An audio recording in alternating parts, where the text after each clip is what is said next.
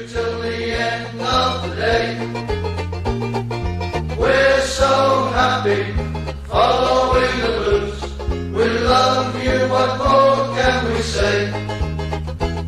We have the Tina socks here at St Andrews. Ladies and gents, girls and boys, it's 7:30, it's Monday night, and of course this is the Tilton Talk Show, it's what Mondays are for, sponsored by Boylesports, principal sponsors of Birmingham City Football Club, and of course M.A.Reilly, French polishers, and the Garrison Coffee Company, of which I have some here, the Tilton Talk Show blend. We are blessed tonight, ladies and gentlemen, because Paul Hipkiss has come back for a start. Hello, welcome, Paul. Evening all. Good glad you're on the men, buddy. Glad you're on the men, mate. Mr. Rowe. Frozen now. Good evening, everybody. Hope you're okay. And Chairman of the Board, Alan Watton. Good evening, everyone. From myself, good evening from Chris Browne, Mrs. Good Browne. evening. No Ollie tonight, Chris? No, he's not. He's no, not okay, no bother. And of course, the one and only Mr. Craig Courtney. Good evening all. Where the show wouldn't go very far without you, sir, because you do so much work for us, and we really, really, really appreciate it. I don't know where you get the time from, Craig. I really don't, mate. I promise you. And we're joined by ex-Blue Star and tank machine, the one and only Tommy Mooney. Evening, fellas. Thank you for the invite. Mate, it's an absolute Right, okay, first thing we do on the show, Tommy, is we ask our listeners, and they're all writing in. We can see the shout box going mad now already. Who, ladies and gentlemen, girls and boys, is Tommy Mooney's alter ego? Who is Tommy Mooney's alter ego? 3 guesses. Oh. Well, what can I say? 1-1 Cardiff. We were winning again. Last minute again, wasn't it? Oh, my God. Just can't hold on to that lead. It's becoming a running theme. I know, Chris. I know. And at the start of the show, we congratulate Fulham for their entry to the Premier. Is it the Premiership or the Premier League nowadays? It's been that long since we were there, I can't remember. To the Premier League. They've just beaten Luton tonight 7-0. It was a stunning game of football. It was brilliant to watch. And I don't understand why we can't be like that. I really don't. I really, really don't. But there you go. That's another story. Money? Rumours circulating around, of course, about BHSL selling up. All kind of things with Mike Ashley in the frame. Spoke to my friend from Newcastle last week. He just wrote back, good luck with that, with lots of laughter at it. So, Mark, did you go to the game? I did. I went to Cardiff Saturday. Right, okay, cool. Yeah. Synopsis? We looked very comfortable. It was it did have an end of season feel about it. It was very, not much of a spark. The home support was totally silent. Going to Cardiff, it always brings back good memories of the playoff final. Of course, yeah. Game-wise, like I say, we looked well in control, and then we just, rush of blood by Etheridge, and we just threw it away yet again. And we've said that numerous times this season. It's just silly mistakes. That's like the second week in a row, another silly penalty. But I've got to be honest, the general normally the last away game, we do make an effort, regardless of where we are in the league, we do make an effort fan-wise, but everyone just seemed absolutely drained. We wasn't as loud as we normally are for the last away game. And I got the feeling everybody sort of wanted it to be the last game. Really? I think for me as an our attacking players just need to be more clinical when the chances come, And Tommy, as an attacking player yourself, on the coaching field, does it make a huge difference? Do you actually need coaching to put the ball in the back of the net, or is it just a natural gift, do you think? Throughout your career, it's more a case of the knowledge of being in the right place at the right time, which is the knack to scoring goals, isn't it? And then when you get that chance, it's being composed and letting everybody else be the hotheads around you and be calm and try and slot it in whatever corner you're picking.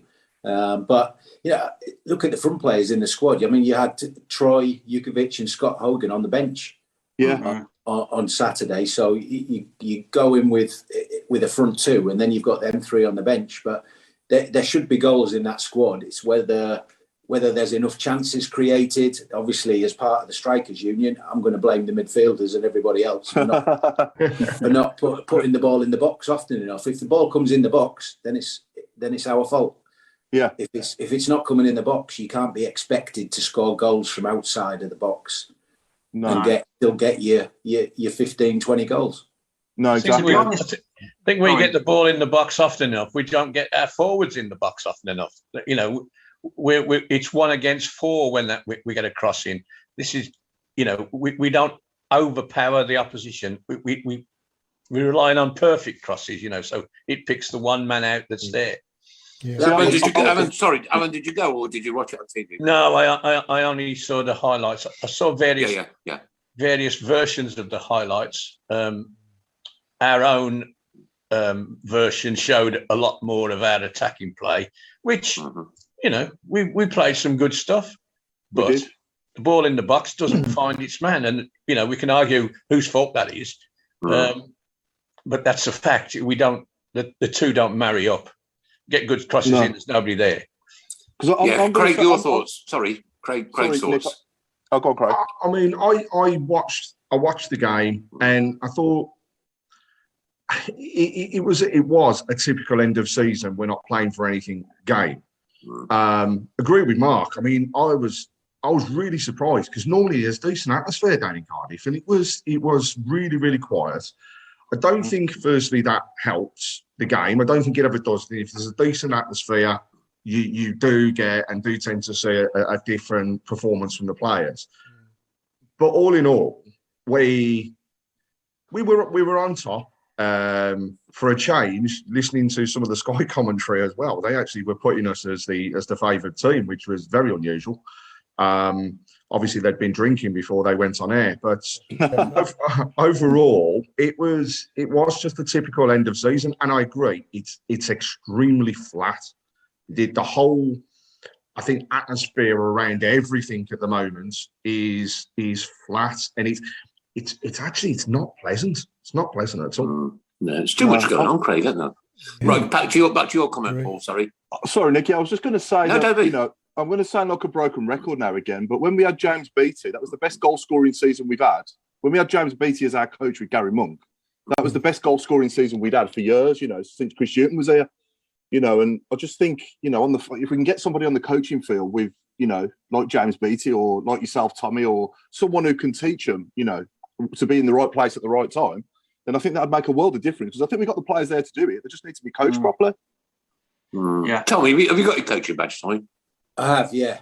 I did. I actually completed my coaching badges while I was playing for Birmingham. Really? So, okay. Yeah, so a long time. Is that unusual or is that not unusual? I think it's more now. Perhaps I was a little bit early. Normally, I mean, I was 30, 31 when I came to Blues, and then didn't retire till I was 38. So I had aspirations to go into coaching while I was playing. And I suppose it's that 30-year-old mark, all of a sudden you're a senior pro. So whether you're a coach or not, whether you're captain, you're a senior pro in the dressing room. It's your responsibility to help the other players out. And I just see that coaching as a natural progression from that side of it. And if I'd stayed in England and never gone to play in Spain at the end, I'm sure I would have gone into a player coaching role at Walsall, where I eventually finished in England.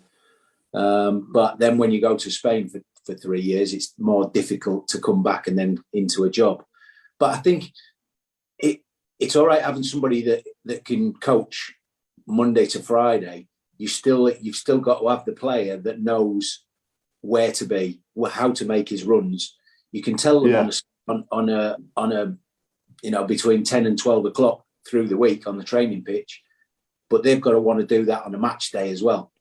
Because invariably, most of the time, you've got to go into a body of players. That's where you're going to get hurt, or you've got to run a little bit faster or a little bit smarter than somebody else on a match day. So, I agree with what you're saying about the coaching. Listen, we've had goalkeeper coaches for 30 years.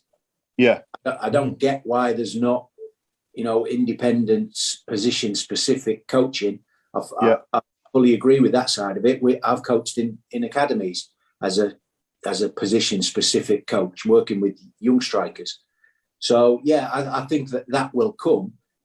The problem is now you've got more analysts and physios and sports scientists. Where are the other coaches going to sit on the bus? Yeah. Football is the only sport that doesn't have specialist coaches. All the American sports will have NFL have defensive Mm. coaches, offensive coaches, kicking coaches, whatever. Yeah. But you know what else they have, Alan?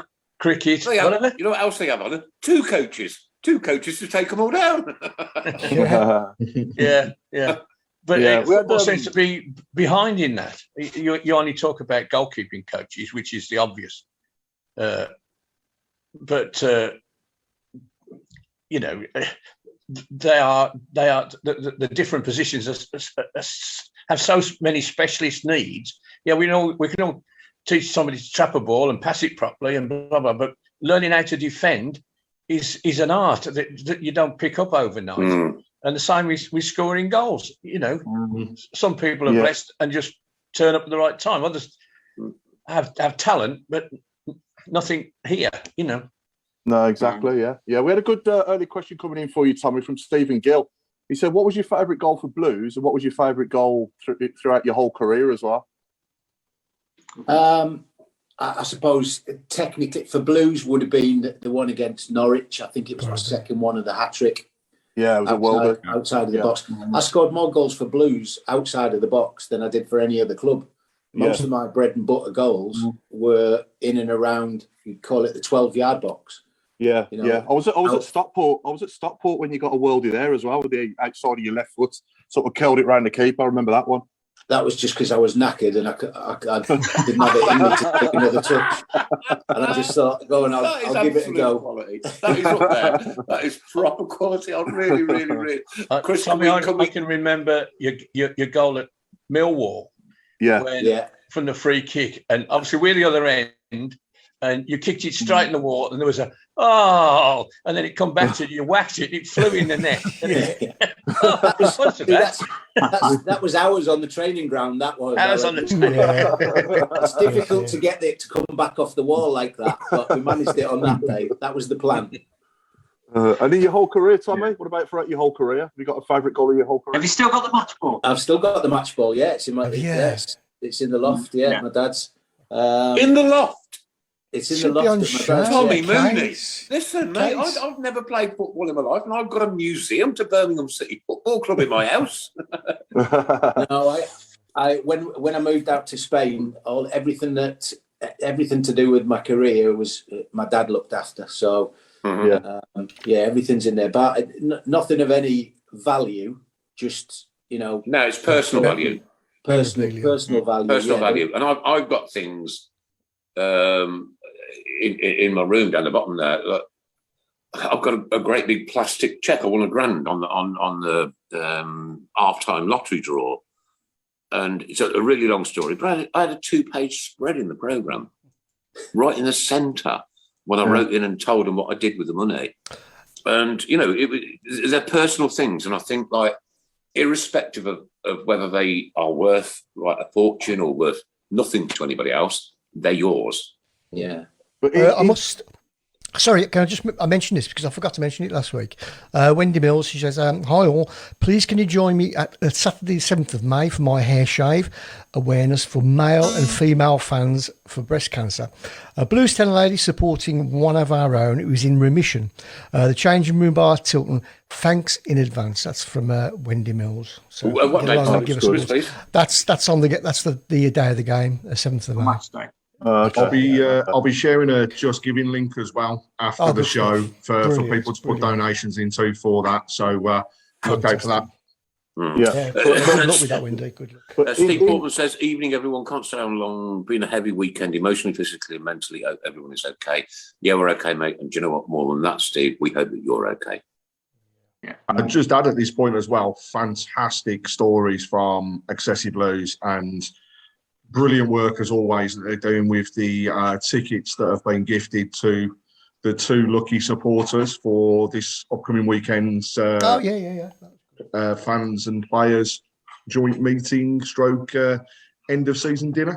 So well done to those that have got through, but even more importantly, fantastic from Excessive Blues again. Always at the forefront, doing so much good for so many people, and they're beautiful people as well. Off you go, Paul. Could I just say that in 10 days, I can't speak. In 10 days' time, it's 20 years since that wonderful day in Cardiff when we got past Norwich on penalties. Yeah. And I just want to reminisce sort of that season, Tommy, because you was top goal scorer that season, and you was my player of the season as well.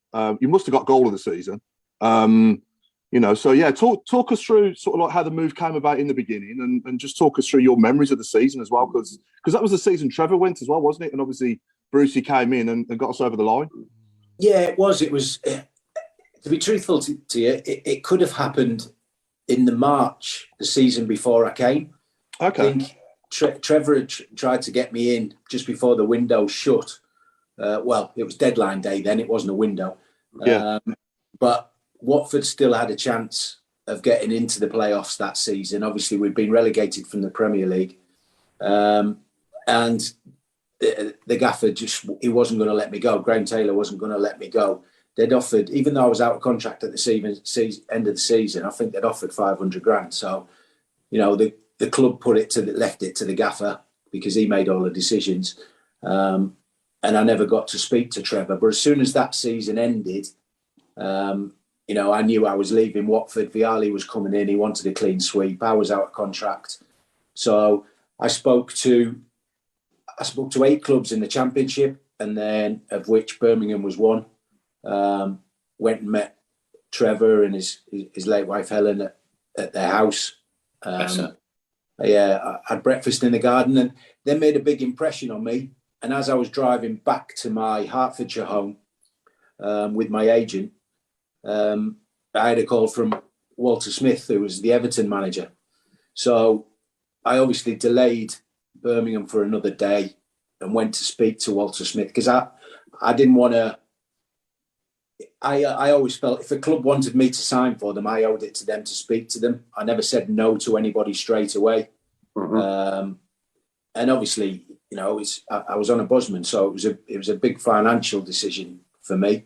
And I actually turned down Everton to come to Birmingham, probably because, I always knew I could play in the Championship and do really well and scored a lot of goals. And the Premier League, I wasn't a Premier League player. So I wanted to enjoy my football. The contract was exactly the same. So it wasn't much of a decision, really. I thought I'd play more games at Birmingham. And having spoken to the owners and Karen and Trevor, I felt we'd have a real good chance of getting promotion. And I loved promotions. Yeah. So it just felt really well. Having said that, there was only me and Nico signed in that summer. Mm. The owners and Karen had told me we'd be signing 3 or 4 more players. That didn't happen. What, owners lying? No, yeah. Who'd have thought, eh? But then obviously, I started well. I think I had 4 goals in my first 5 games, and then I cracked my ankle. So by the time I missed 2.5 months, by that time I think Trevor had got the sack, and Brucey was coming in, and then all of a sudden the players start to arrive then to help the ones out that we already had. So it was a tough time, I've got to be honest, because I was close to Trevor. In fact, I bought a house 4 doors down from Trevor and Helen. That's how good our relationship was. Okay. Because Helen was brilliant. She got the kids into a school. She made the kids feel like princesses and a prince, and it was just a lovely relationship. Jeez. So I felt that was difficult for me, knowing I couldn't help Trevor. In fact, I walked down to his house one night and Mick Mills and Jim Barron were there, and he said, I think that's about it. And it was tough because I thought, you've pulled out everything you can to sign me here, and I've still got my foot in a boot. I can't help you. But then obviously the professional kicks in after that, and I got myself back fit. Brucey comes in and still scored some goals, and we went on to, very similar to Watford did a few years before. I think we won 12 of the last 13 games or something like that. Yeah. And it's always the team that finishes 6th have that momentum going into the playoffs. Yeah. And Brucey was brilliant. Just not a coach. But man management, he was brilliant. And just put everybody at ease, because the money that the club had spent assembling the team that ended the season, we were under a bit of pressure to get in the playoffs minimum, to pay for some of those players. Yeah. And then obviously you get to the playoffs, you want to win them, don't you? Yeah. Because we signed Jeff Kenner, Steve Vickers, Stern John. Devlin came back, didn't he? Devs came back in, So it was Pebbly, We actually. How does a football club like Birmingham City ever sack a manager like Trevor Francis? He's just been a cult hero throughout his whole career and after. And then, when they're given that opportunity to do that, the book signing session, and they chuck him in the club shop with, not enough books. Shambles. It's all down to results, isn't it, I suppose? Yeah, but that season, though, that 01-02 season was just fantastic. Not just because we got promoted, but the whole season, obviously yourself, when Stern come in, Devlin coming back, and obviously Horst was bagging the goals as well. And, I used to love Stan Lazaridis as well, people like that, Brian Hughes. It was a great side, and as a fan now, with the team we've got now, looking back, it's just worlds apart. It really is. And I just hope that we can get something like, if we get something to that level again, it'd just be so good, That was a great side. Where Brucey was really good was that, he brought Stern in. Stern was scoring a lot of goals at the end of the season. We all know how good Horst was, but we played two up front. So where Brucey was good is we played 4-4-2. I was playing more left. Yeah, because you was competing with Stan, weren't you, Tommy? You was competing with Stan for that shirt.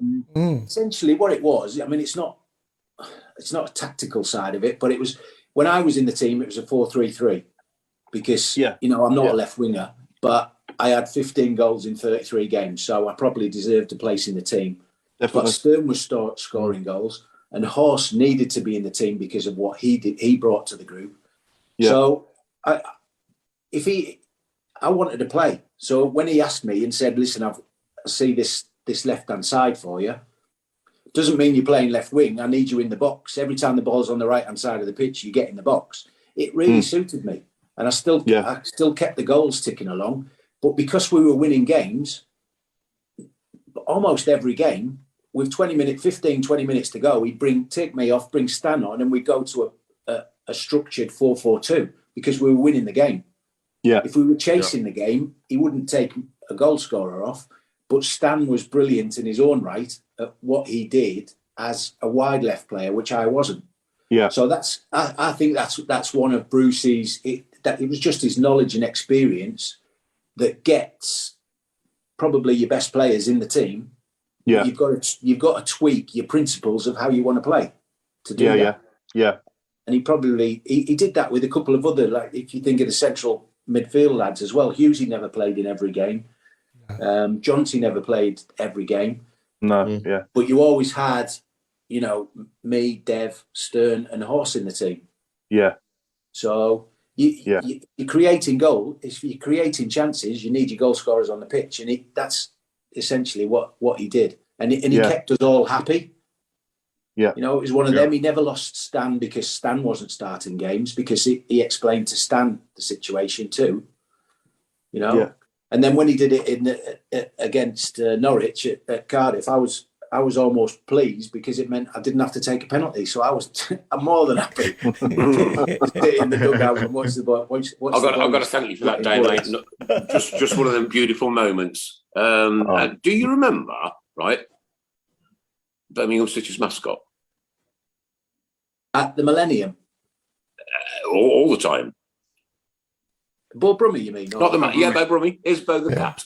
She's making a weekly appearance on the Tilton Talk Show. Baby, you're a beautiful girl. Off you go. Don't steal my limelight.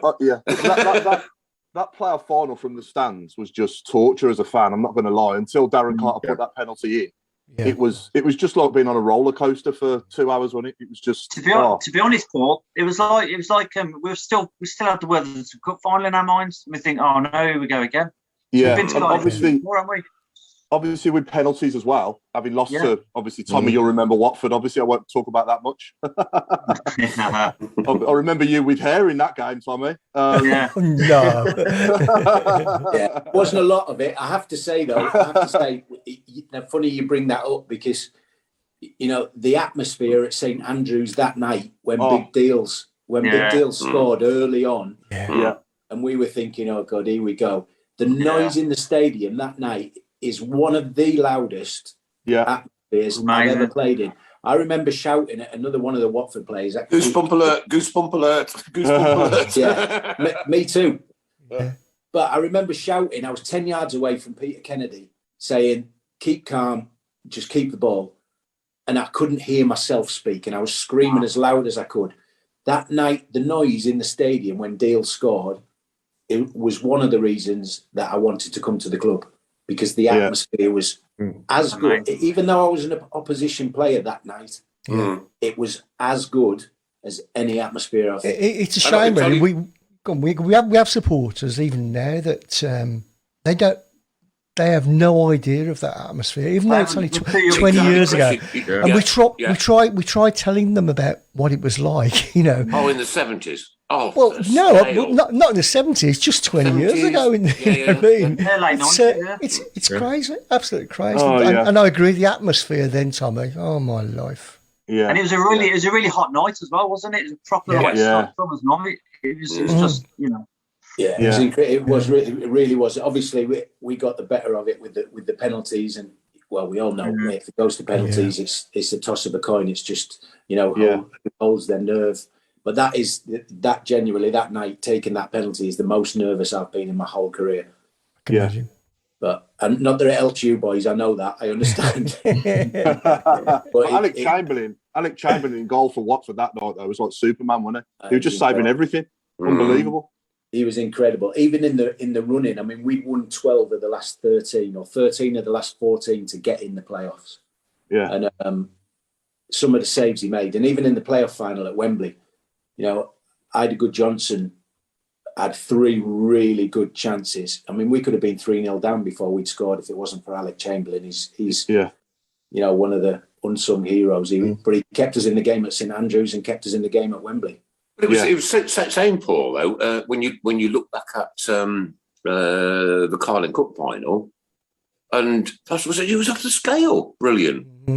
Oh, yeah. I mean, we need to get... I mean, it'd be so awesome to sit in St Andrews like that again, like it was that night against Watford in the playoffs. Yeah. It was just unbelievable. You could probably count, you know, there's probably been only about 10 occasions like it since, would you say? West Ham, the European nights. I'm going to say Ipswich semi-final.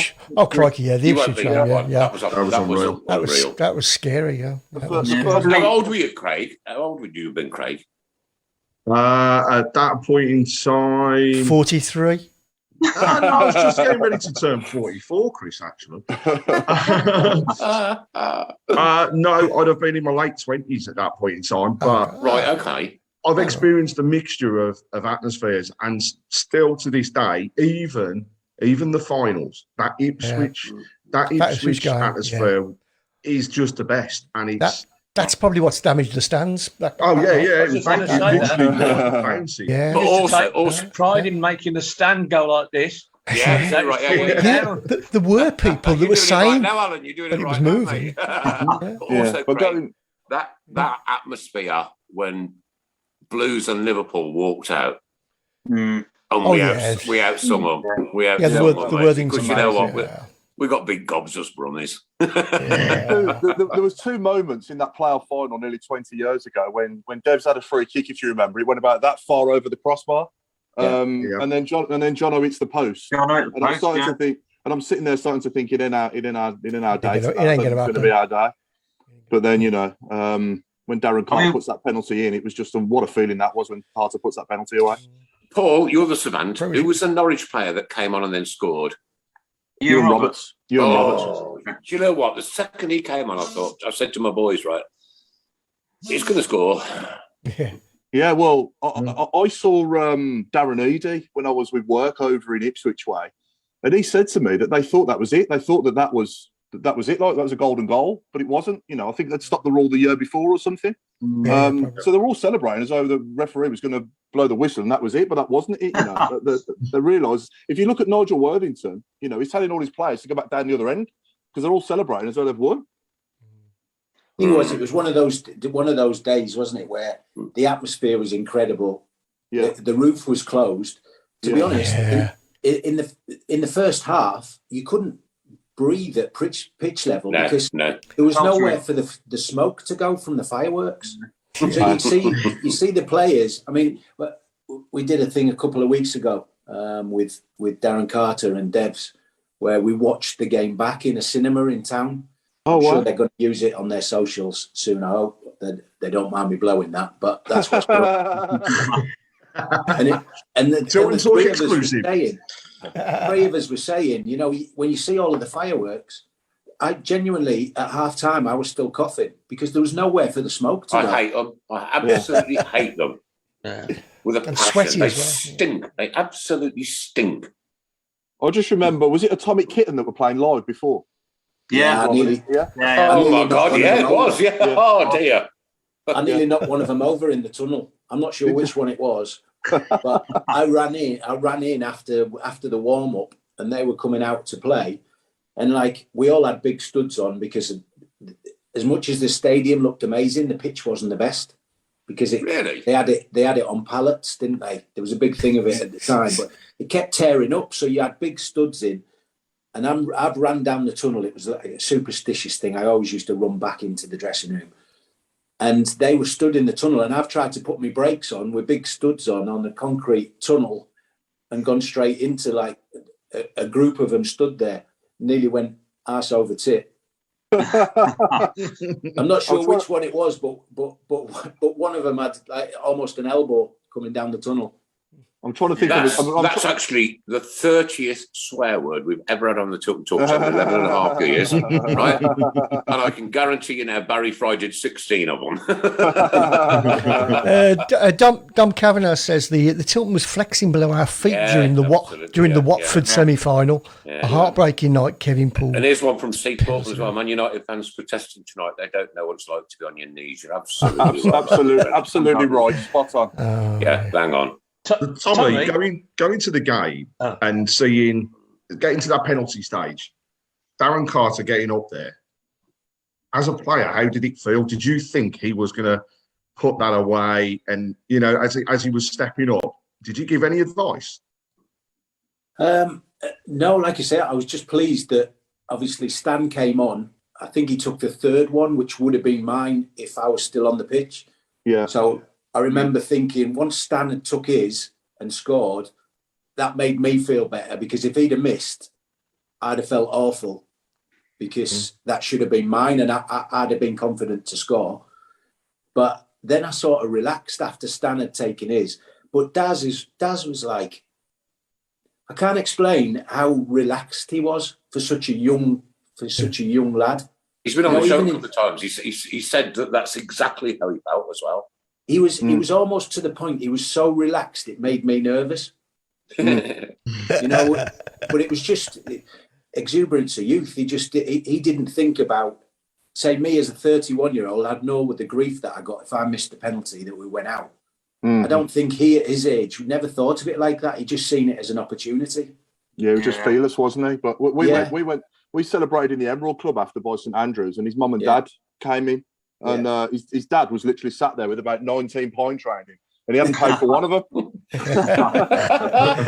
There's a question here from Andrew Driscoll. He says, Tommy, who do you think compares to yourself in the modern game? Well, that's a good question. Great question. Those are always... It's going to be a difficult one as well. You always want to play yourself down, don't you? Yeah. No, build yourself up. Go on. No, Ronaldo?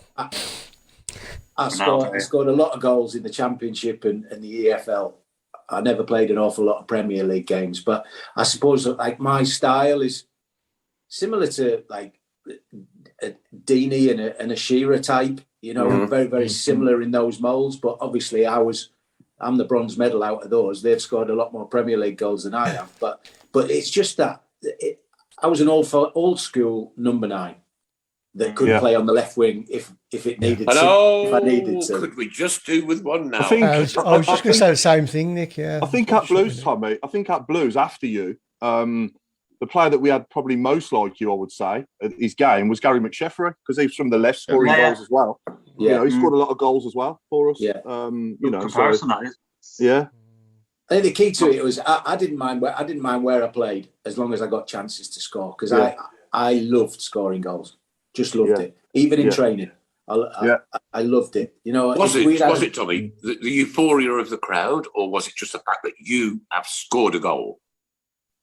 You know what? I'd say it's more relief, Nick. To be fair, because if you brought whatever club signed me, they brought me in to score goals. So if I scored, I'm doing my job. No matter how many you set up or if you win the game, I was always of the mindset that if I hadn't scored, I hadn't done my job. So it was a case of relief and then euphoria with the supporters. Yeah. Okay. We lose a game and you haven't scored. What's Tommy Mooney like on that night? Oh, well, the kids knew they were going to bed before casualty. What, before there was a casualty? The kids knew if we won a game, they were allowed to stay up. We'd have a takeaway and they were allowed to stay up and watch. That is absolutely super. Yeah, Tommy, a few people on the chat box they've done the comparisons for you.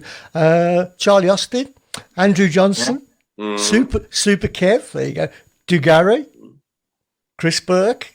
You're a bit flattered now, aren't you? Christoph had a much better fringe than I did. You've had the same start for years, Tommy. No, yeah. Did you play with Super Kev, Tommy? Did you play with Kevin Phillips at Watford? I did, yeah. When he first came in, he was unreal striker, wasn't he? Oh, what a player. His progression from when he left Watford and went to Sunderland was as quick as any other player that I've played with. Yeah, went, it probably, I don't know what he would have been, maybe 20, 25, something like that. When he went to Sunderland, between 25 and 28, he'd become an international.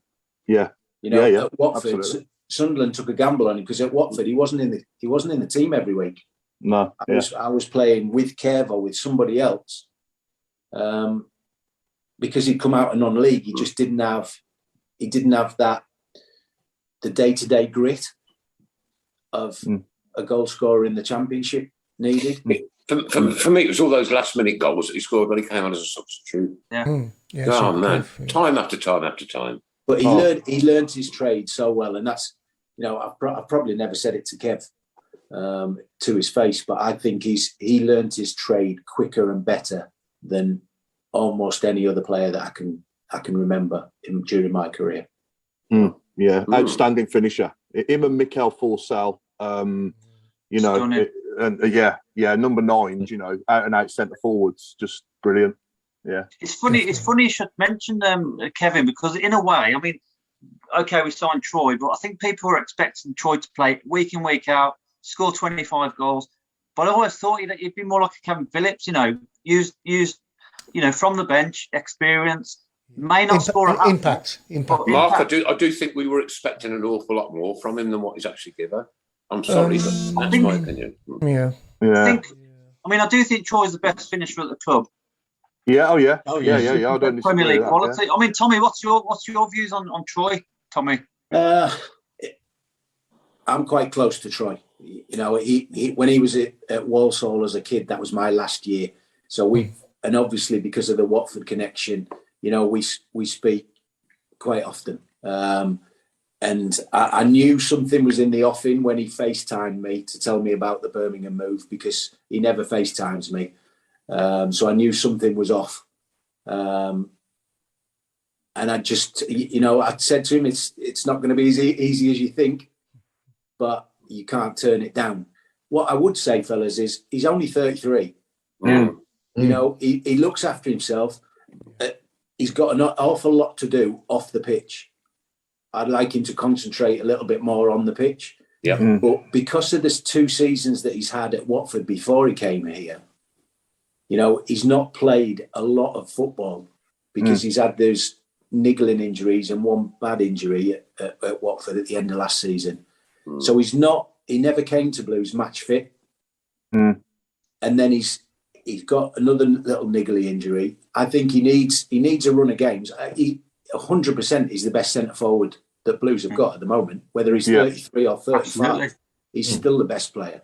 Yeah. But he cares, and he probably, when you care like that as a player, it makes it more difficult. And he's under an enormous amount of pressure from all of you guys because of, you know, he's coming back to the club and it's his club. But he'll put himself under more pressure than anybody else can. Yeah. But he's big enough and bold enough to be able to take it.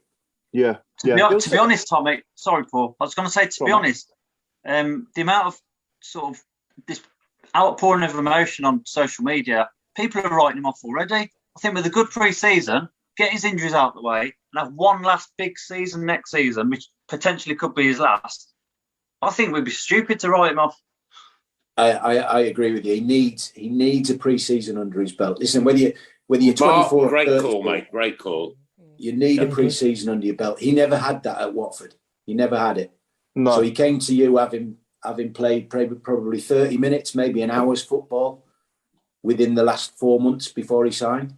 So, you know, he needs a pre-season under his belt. That'll help him. He probably needs for the manager to know what his best starting team is, because there's been times when he's been fit and Troy hasn't been in it.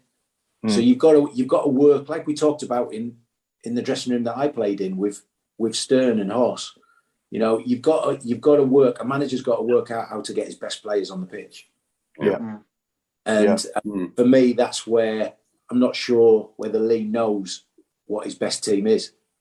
Well, it took Shay. I mean, Shay Adams. Obviously, we got 15, 16 million for Shay Adams, and you know he didn't score over 20 goals for about 3 seasons. You know, he scored. I think his top goal scoring season was 7 goals, and then suddenly, bang! You know, we've got a finisher. You know, and I'm hoping. Although he's 33 and he's at a different end of his career, I'm hoping the same thing happens with Troy. You know, hopefully it'll just click. He'll go on a good run. But like you say, Tommy, he needs a run of games. He does need a run of games. He does. He needs a run of games. But what you get from Troy, and listen, it's difficult talking about him because he's a mate of mine. But what you get from him that supporters don't see is what you get at the training ground. The things he'll do for that group to bring together that a group of men can't necessarily win you games, but a group of men that are cohesive and all going in the same direction. And if one steps out of line, the others bring them back in. That's what you'll get from Troy at the training ground. Do you think, Tommy, it's a case of him coming in and possibly shaking people out of the comfort zone who've been sat in that comfort zone for the last 5 years, and he's just come in and they don't like it? Given the opportunity, he's the perfect man to do that. And every dressing room needs that. You know, so it's more difficult to get a player out than it is to get a player in at any football club. Yeah. And you could argue at Birmingham, there's perhaps more that need to go out than more that needs to come in. Yeah. Yeah. Absolutely. Very similar to Watford, you know, right now, who are all but relegated from the Premier League, you know, and probably 24 other clubs around the country, but it's harder to get them out because they're under contract. But what you can do, when you bring in strong leaders into a dressing room, they can sort them out and say, you either pull your weight or you're going to lose everything in here. Could you see Troy being a manager one day? Yeah, definitely. Yeah, I think he's got the character, hasn't he? He's got the character. He's doing his badges. I think he'll have an awful lot of options when he decides to go that way. My personal opinion is it's too early for him now. Yeah. Oh, yeah. But maybe in a year or two's time, that he'll have that option. Whether he decides to do it or not, he'll have that option. Tommy, can I say, excuse me, I appreciate how brutally honest you are, mate. No, I mean that because, like, this conversation, and I've proper like listened into this in a deep kind of way, and the honesty that's coming out of you tonight, mate, is absolutely superb. Brilliant. Loving it. I think it's interesting you referenced his off the field stuff. Personally, I always, when he arrived, he's on Talk Sport on a Monday morning and blah blah blah. I think that's half the problem. And you wonder, is he going to carry on doing that? Yeah. How's it? And obviously his book came out, and obviously he became a bit of a political person. All great things. No criticism of him for doing that, but at the end of the day, you're Birmingham City's centre forward, and we want you concentrating on us. Now, I'm not suggesting he doesn't concentrate on us, but it's.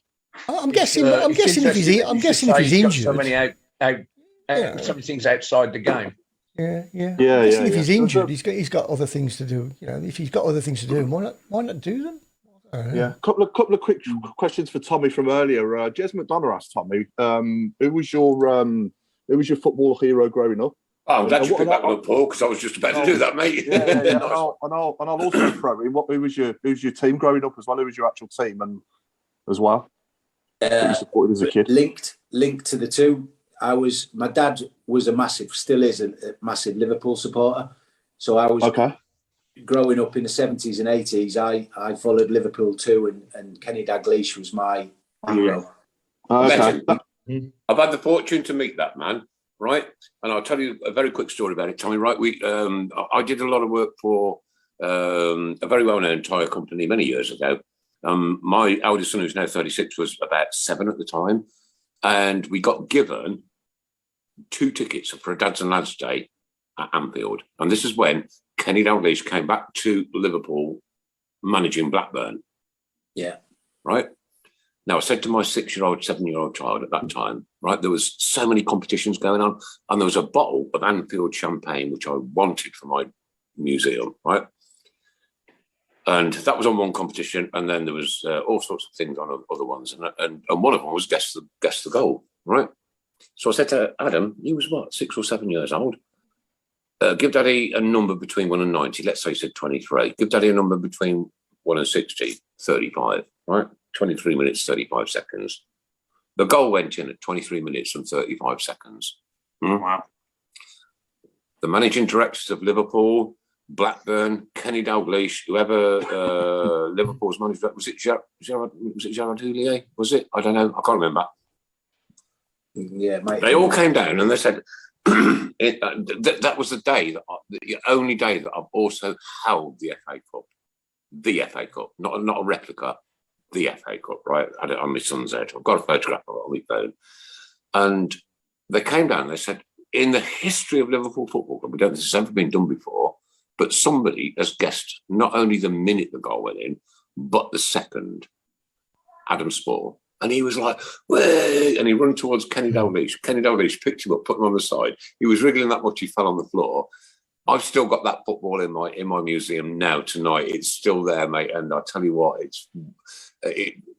when I'm dead, all my football memorabilia will go to Adam anyway. So it's his anyway. But like, what an absolute beautiful moment. I love football so much. I love football so much. I love it. Love it. It must have been, Tommy, it must have been special for you getting the winner up for Watford then at Anfield, mustn't it? When you yeah? Yeah. I mean, as you can imagine, like, it was the first time I'd played at Anfield. I'd been on tours of the stadium with my dad. We used to go to Anfield probably once a season, but we'd always go to Wembley because, ironically, from Middlesbrough, it was easier for us to get to Wembley than it was to Liverpool. So we'd go for a cup final because they were normally in one. Yeah. And so I'd been down the steps, touched the plaque as a 8, 9, 10-year-old kid. And then to play there in the Premier League and then score my first Premier League goal there. And my parents were in the away supporters that day. It was pretty special, put it that way. Yeah. Because it was Watford's first win in the Premier League as well. Yeah. So it was a big day for us. But personally, I didn't touch the plaque on the way out, but I certainly touched it on the way in. You can't beat moments like that, Tommy. You know what? There are times in life when something just happens and they are just undescribable. They're brilliant, right? For me, another one of mine was I went to the new camp just for a visit, right? There was more people at the new camp than there is at St Andrews every week. And there wasn't even a game on, right?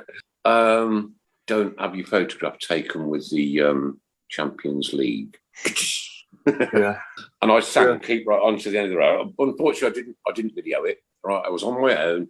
I sang keep right on in the new camp on my own from start to finish, and an amazing place, huge. But I tell you what, the views, oh mate, it's so restricted all over the place. It really is.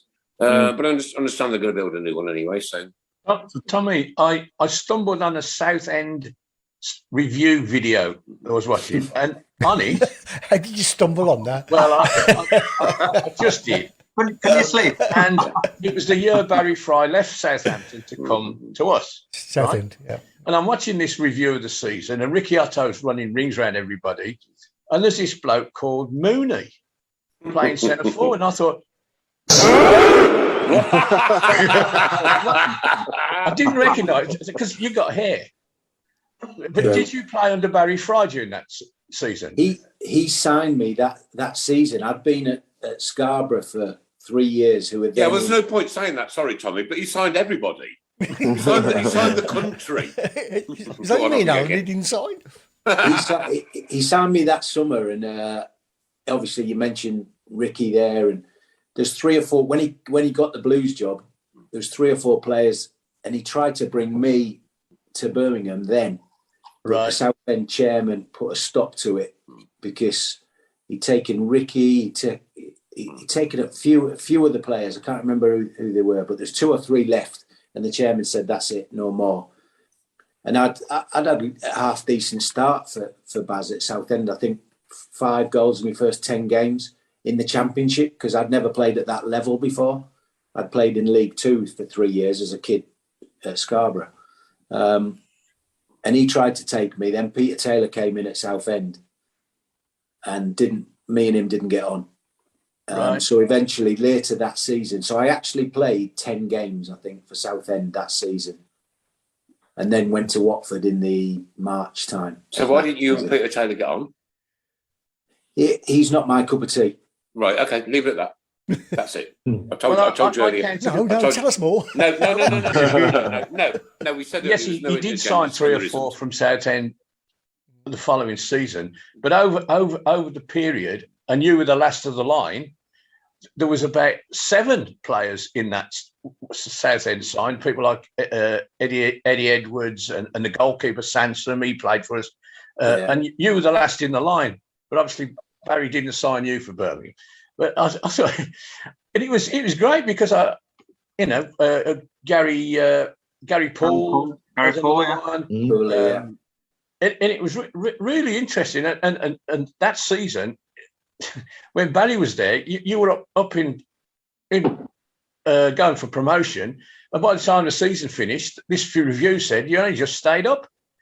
That's why I don't like Peter Taylor. I thought that might be the case. Let's leave it at that. Let's leave it at that. Right, question here from Don Kavanagh. Does Tommy ever read fellow players' autobiographies? If so, yes.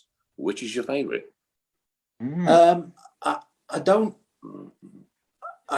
tend to read autobiographies that much, if I'm honest with you. Particularly not football ones.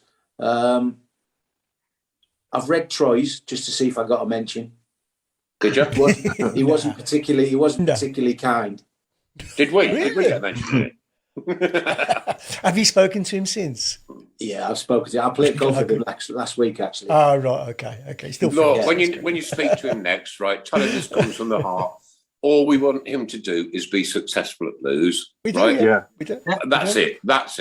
And he's iconic. We love him to bits, but we want him to be successful. We want to bang them fecking goals in like there's no tomorrow. Yeah. And that's all he wants as well, Nick. Don't worry. I know. But tell him. There's no confliction. That's all he wants. We don't hate him. We love Troy Deeney. Especially when he scored against us. There's a couple of comments that have come in. One great question as well. But just to clarify things, we do actually have a listener called Pete Taylor, and he's just shouting out that it's fake news. He's never met Tommy Mooney. The question that came in was, obviously, you've got a very close friend and good friend of the show in Paul Robinson. Yeah. And the question is, in regards to your playing time, who was the hardest defender or defender you hated playing against the most? I would say the best defender I played against, the most difficult during my era, would be Sol Campbell and Rio Ferdinand, the two hardest I found.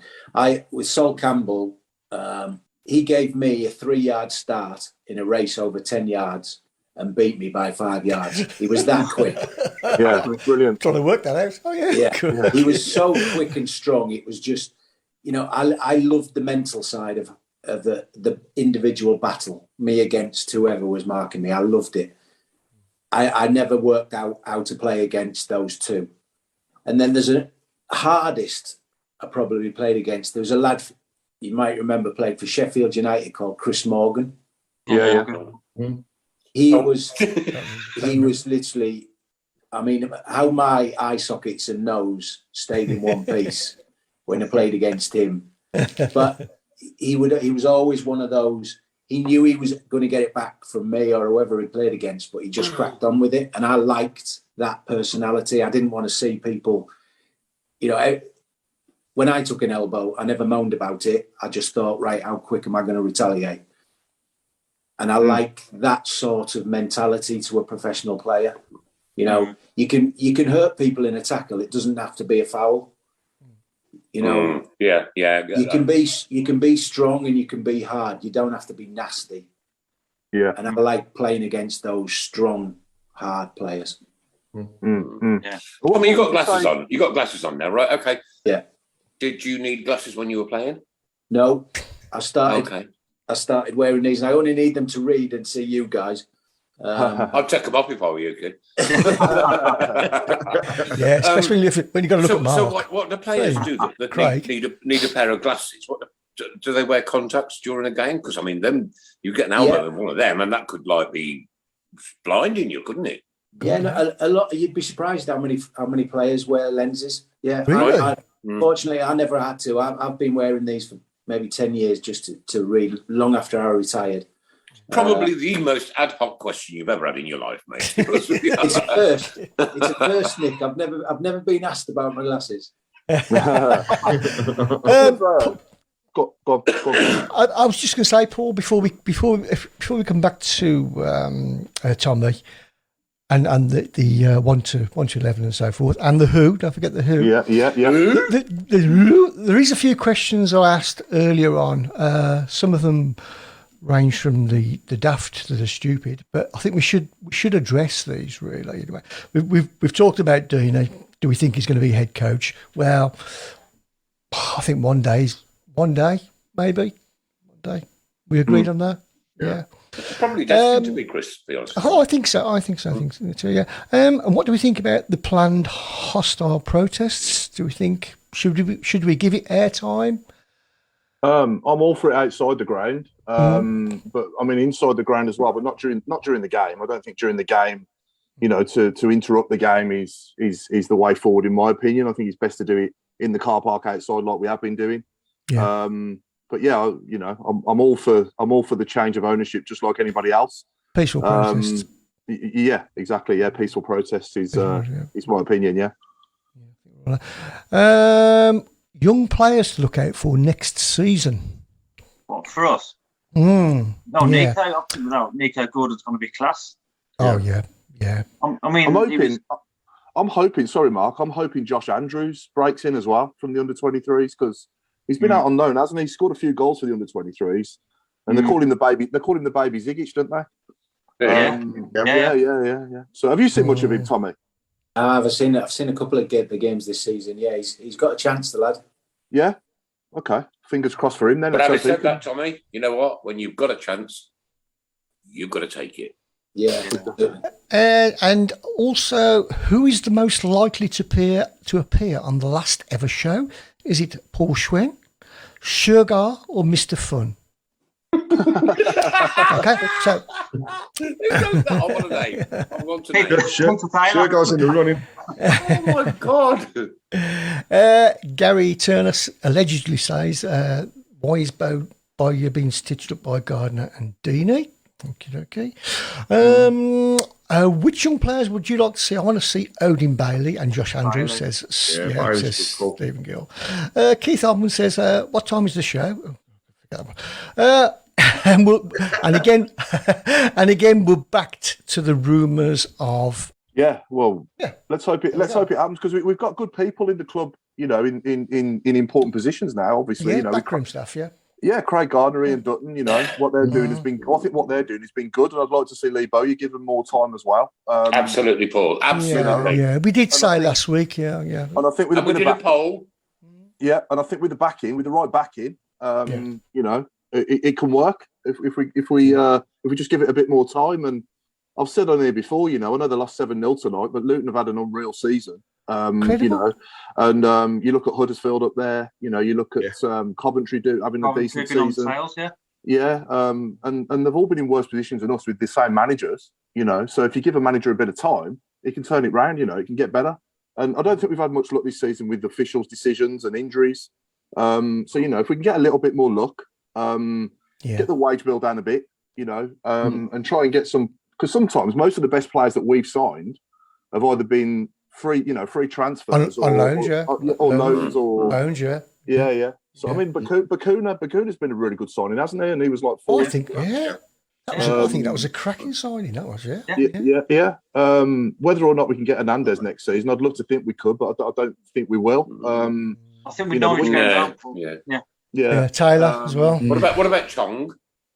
Chong, if we got a chance to get in Chong as well, that'd be good. I know he's had an injury, Paul, but wow, he was brilliant early part of the season, wasn't he? Yeah. I think he's been unlucky with injuries and so forth. I think when you've got probably he would have shown to be probably the best player in the division.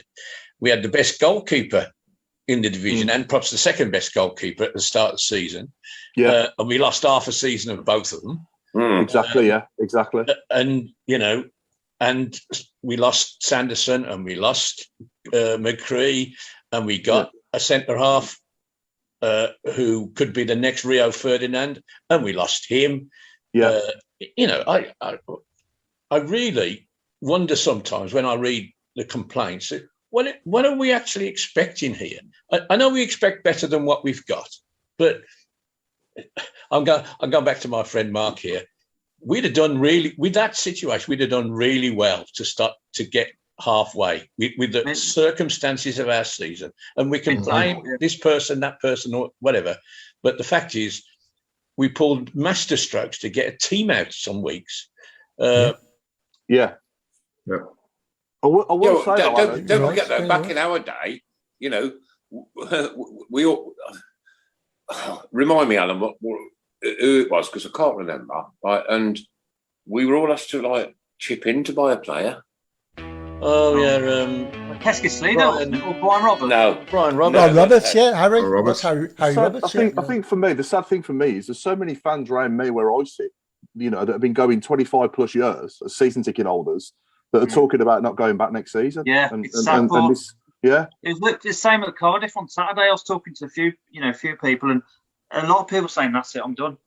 That I'm done after this season. I've had it. I can't do it anymore. Yeah, but however, if something major happens, right? If something really major happens, like i.e., we get rid of these horrible current owners that have dragged our club to the depths of destruction, if we can get rid of them and get somebody who cares and wants to invest in the name Birmingham, second biggest city in the world, in the country. Right, yeah. Second biggest city in the country. Yeah. The potential. And there's not a football team called London. No, the potential there is fantastic. It really is. Yeah. Anyway, Tommy, we asked you to pick your 1 to 11, didn't we, from the players you played with for us? Before you do it, though, I just want to ask you, who was the best player you played with for us? For Blues? Yeah. That's a really easy one. The most impressive one was Dugarry.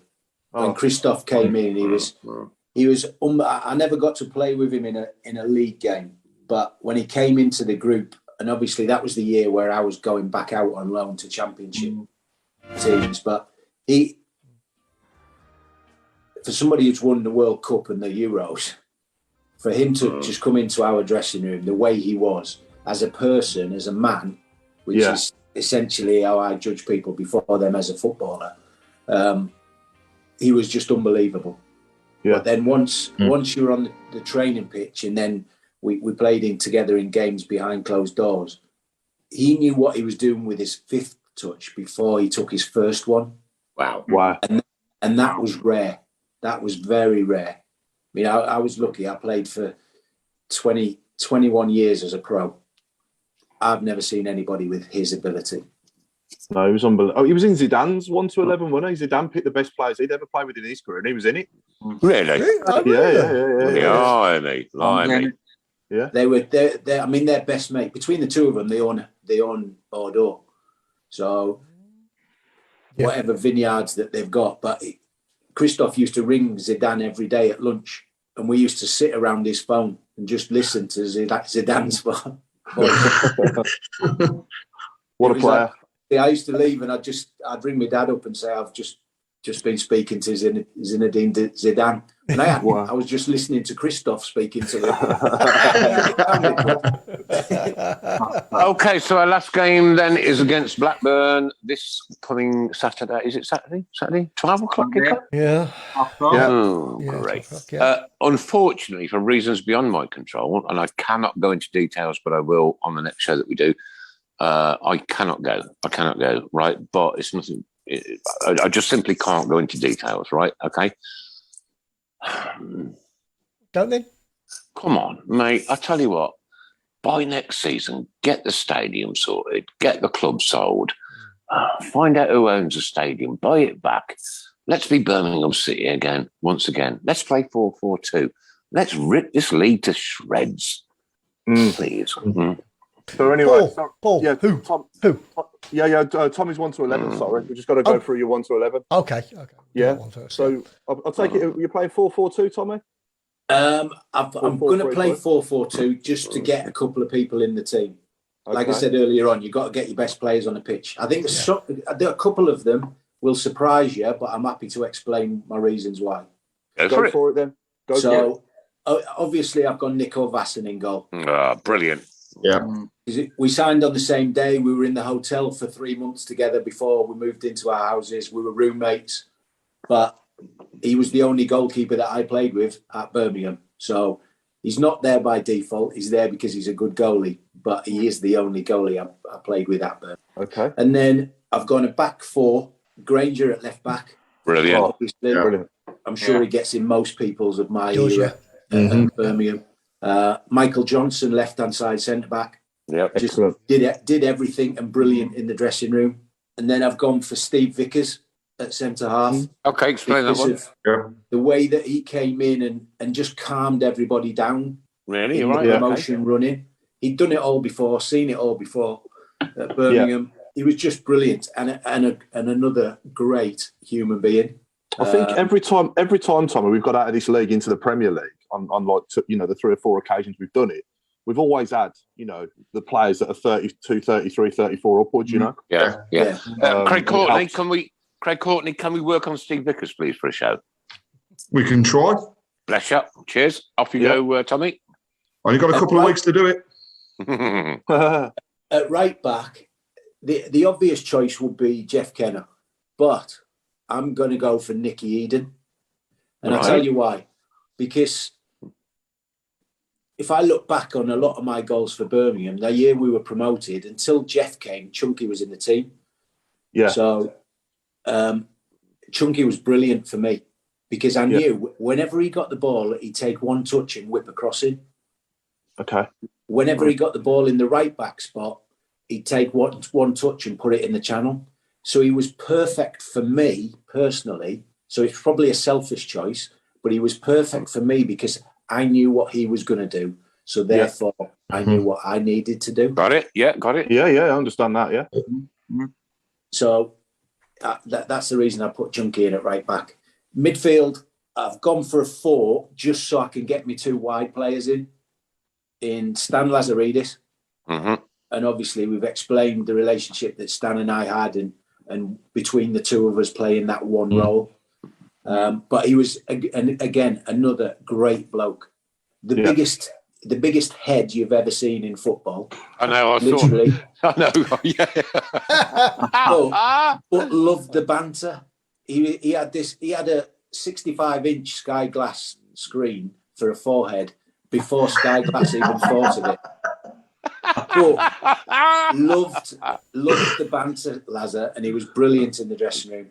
On the other side, I've got to go for Devs because very similar to Chunky. I knew he wouldn't have one touch. That was the thing with Dev. You knew he'd have 4 or 5 touches, move the ball quickly, and then put a cross in.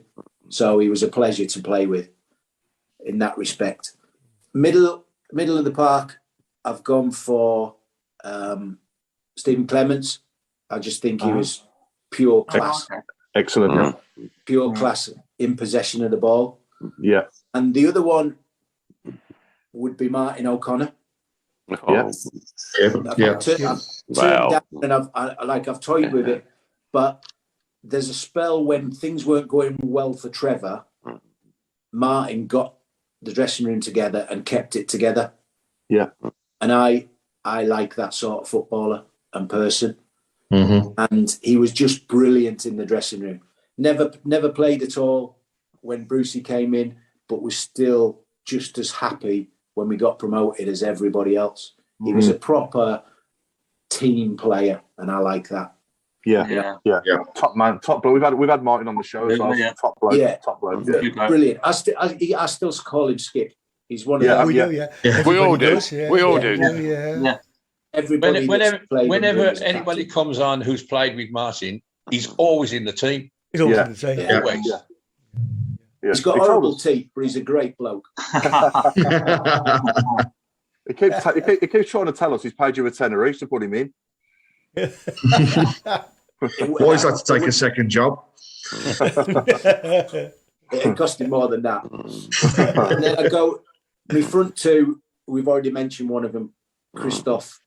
Genuinely the best footballer I've ever had the pleasure to be on a pitch with, albeit not in a first team game.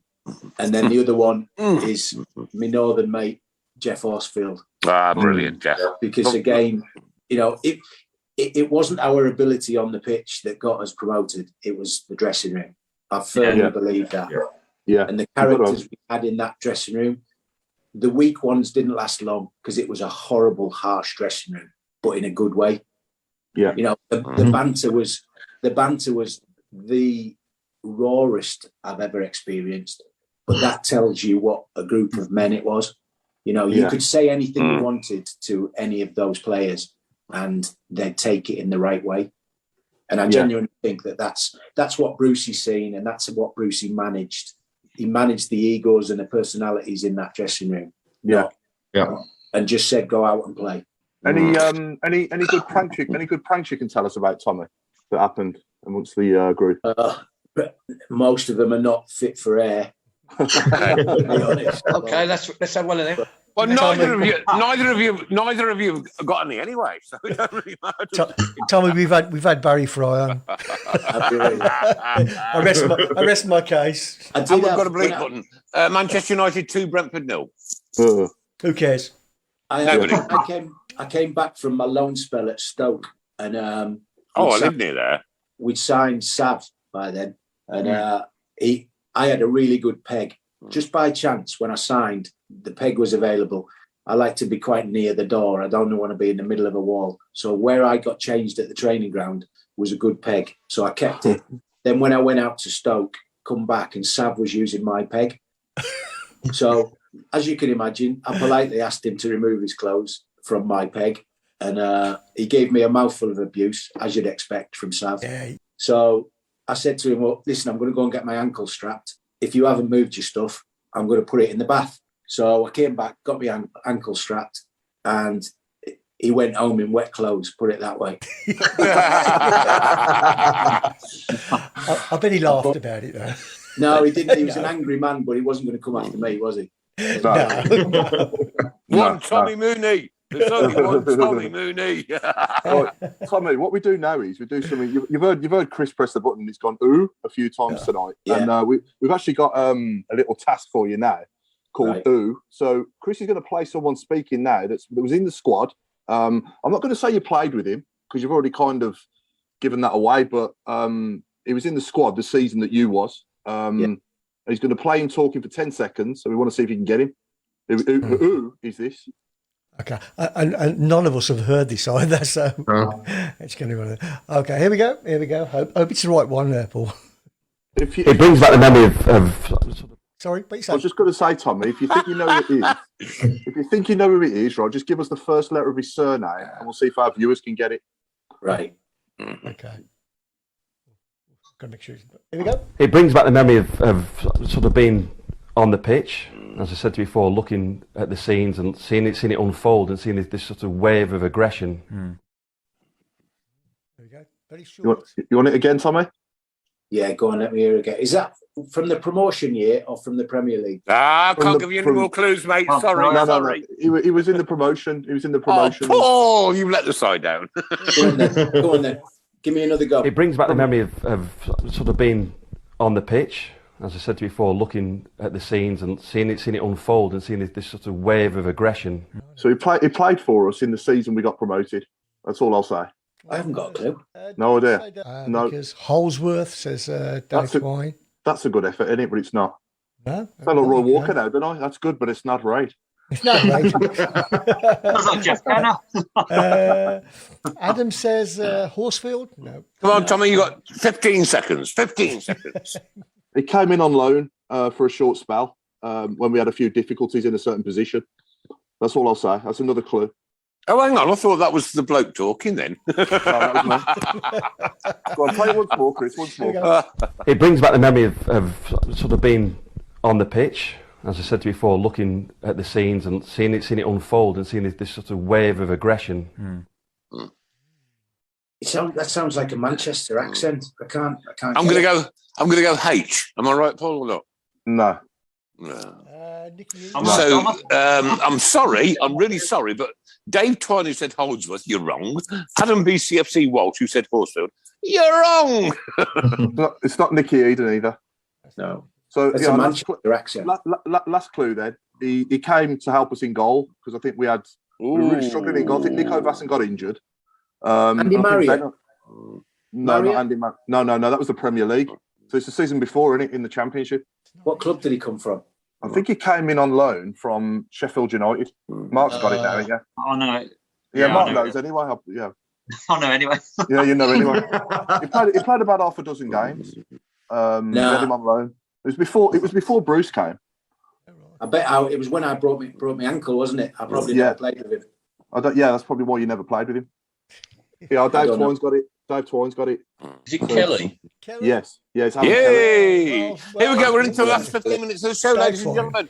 And of course, because it's been the snooker finals this weekend, bank holiday weekend, of course, anything to do with snooker and football. Anything to do with snooker and football. And I'm going to start you off with Frank Hugh Drew. Ooh. Well, I think this is an episode of Tilton Talk Show. Whoa.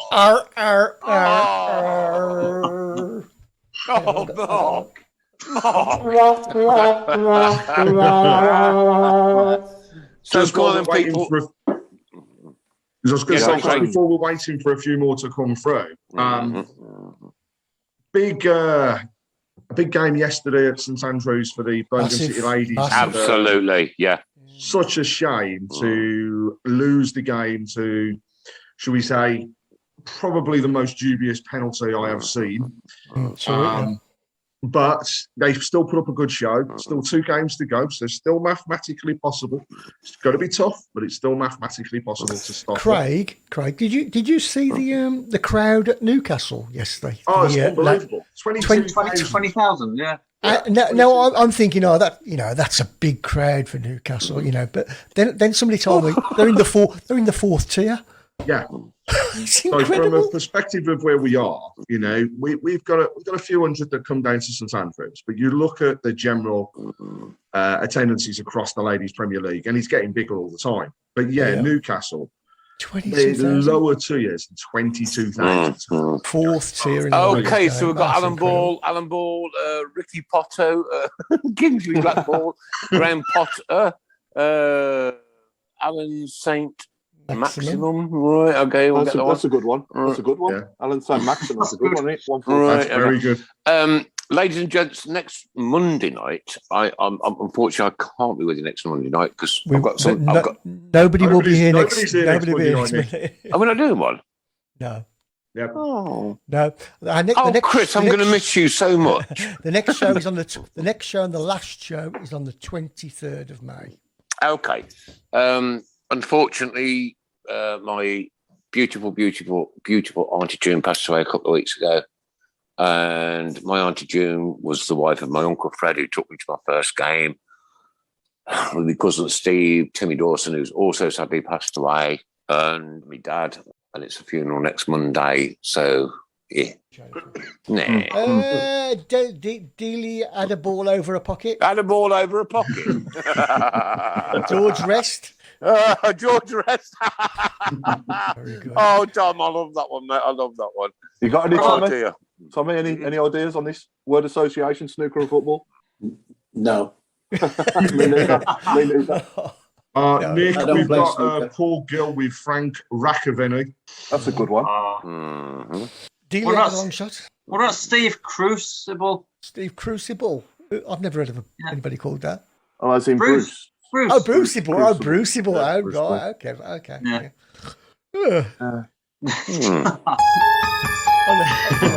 Wrong one, that was. Wrong one. Hang on. That's it. Gary Poole, Bomber Browne, Frame Martin. John Frame. Oh, I like John Frame. I like John Frame. That's there. It's up there. Also got a shout out. Congratulations to Solihull Moors. I think they've got 3-4 games to go and secure a playoff spot.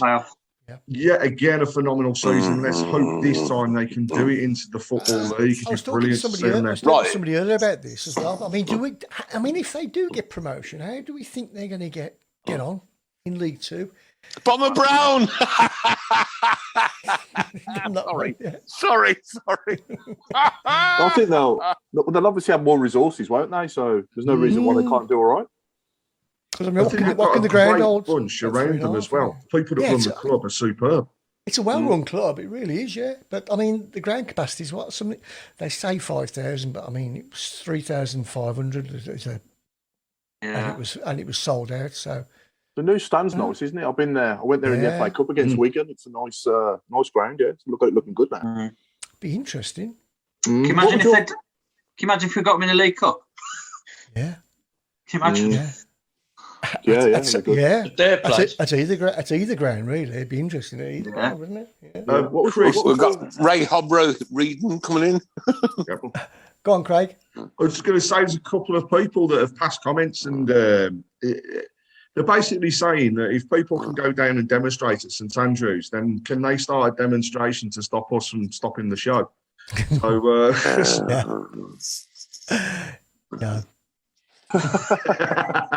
No.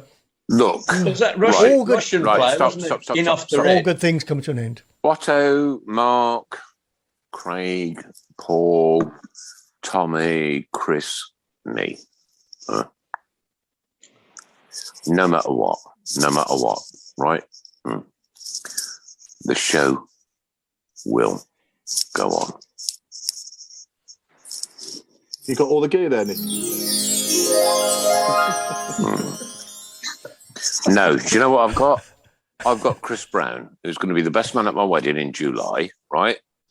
Because I love that man with all my heart, soul, and everything, right? He has done more for me than he ever knows. He cooked me a piece of toast one night when I was starving, right?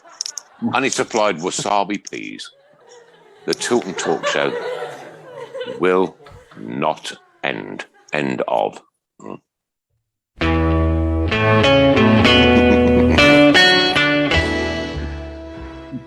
We'll be back in 23. Last question from me for Tommy. Best piece of advice you were given, Tommy, in your career? Never go on Tilton Talk Show. Mark, what you been eating vinegar off a fork or something, mate? Sorry. Wait till you're retired before you do a podcast. Yeah. I think I was always taught the harder you work, the luckier you get. Absolutely, yeah. And I think as a centre forward, that it's often worth keeping that in mind. Yeah. I'm a salesman. I'm a salesman. It's exactly the same in my trade as well. Mm-hmm. Yeah. I get that. I get all of it. Right, Blues. Violet Blues. Stone, Chris Browne balls. Yeah. Sullivan's just winning the frame. He's won it. Yeah, he won it. Oh, yeah. Has he won it, has he? Oh. Yeah. It's 7 times now, and he's matched Stephen Hendry, isn't it? Yeah. Yeah, he's the greatest, isn't he? Ronnie, I am not, Paul. I'm disgraced that you've used the word Hendry on the show. Ugh. What? Oh. It's spelt differently, Nick. Is it? Yeah, that's it's all right. spelt with a Y. It's spelt with a Y. It's acceptable. That's acceptable.